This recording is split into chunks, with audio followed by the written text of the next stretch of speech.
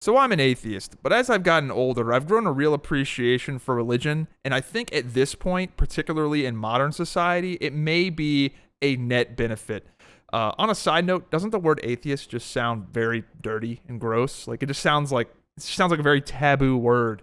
But anyway, been an atheist for a very long time. As a child, I remember this so vividly. As a child, being probably 7 or 8 years old and learning about Noah's Ark.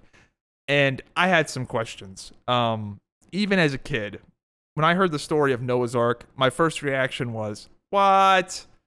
And then I had a bunch of old ladies telling me that that literally happened. Like that was real. Like they really did that. Him and his family really did that.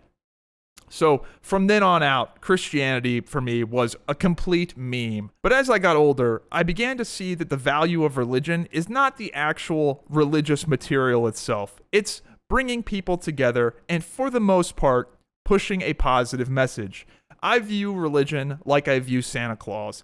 Is it really so bad that the kids are running around happy, believing in a magical old man with flying reindeer that gives them presents if they are well behaved? Is that really so bad? Even as an adult now, seeing kids excited about Christmas is fun. I view religion the same way. In today's modern society, I think it's incredibly important that there are things that everyone comes together on and, everybody's on the same team in real life with their fellow peers, because the world today is incredibly isolated. Politics are extremely polarizing. Everyone is just ending up in their own algorithmic echo chambers, and it's lonely. So having this experience where everybody's on the same team and you meet your fellow neighbor and you turn and it, maybe he votes for a Democrat or a Republican, but he's a person just like you. That is great.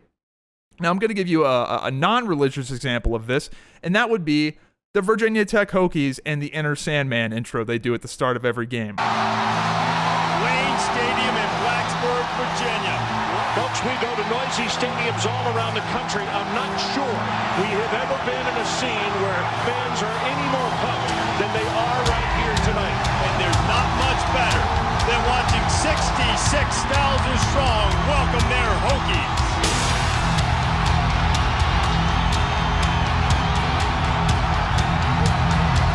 This is mesmerizing. This taps into like a tribal wavelength that unless you've been there, you don't know. But it's 66,000 people in this stadium, all jumping up and down to Inner Sandman. And it doesn't matter if you're rich, you're poor, you're a kid, you're an 80-year-old woman, everybody is jumping, losing their minds, and it's fantastic. There is just something about that feels good. And you even see the visiting team, the people that are the fans of the other team, start participating because there's just something about it that's awesome. This, in a way, is a religious experience. And I tell you what, if anybody needs God, it's Virginia Tech fans, because Jesus Christ this year. Woo! Now, I know people are going to point to religion in the past and all the bad things that happened with the Crusades and even some of the stuff happening in the Middle East currently.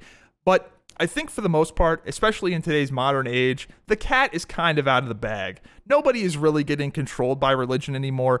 And for the most part, I really don't think anyone genuinely believes in their religion. It's more of just like a moral code kind of, I don't know, like even the most devout believers, I would love to just set them aside and be like, listen, do you really genuinely, literally believe this? Or is this just a good tenet to live your life by? Which is, and I'm not criticizing it, but I think there's a lot of people that are going to fall in that category.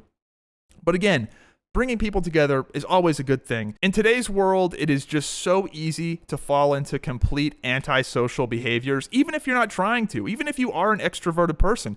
It's just so easy to get wrapped up in your own bullshit, where by the time you get done with work and cleaning up the house and doing a side hustle and pursuing whatever romantic interest you may have, by the time you're done with all that stuff, you don't feel like doing anything. Even if you have the time to do something else, you are so drained and exhausted that you just want to look at your phone and watch stupid TikToks and go to bed.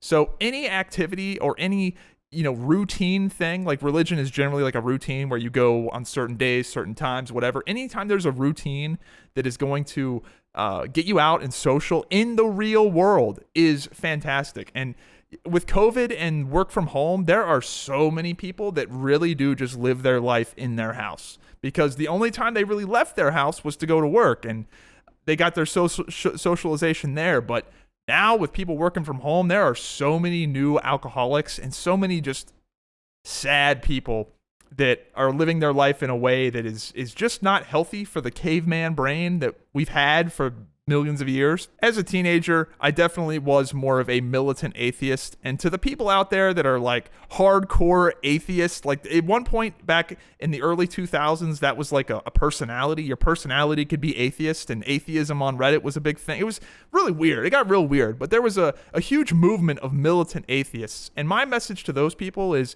quit taking your life so seriously. Like, for real, is it so bad that those people over there are enjoying themselves, having a good time, meeting members of their community? Yes, they believe in a sky man, like whatever.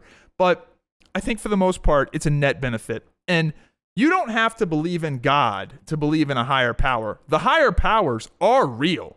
I don't care what you say. If you believe in science whatsoever, you know the higher powers are real. So let's break it down. For all the atheists out there that are, I can't believe in Skyman, Skyman is less ridiculous than reality.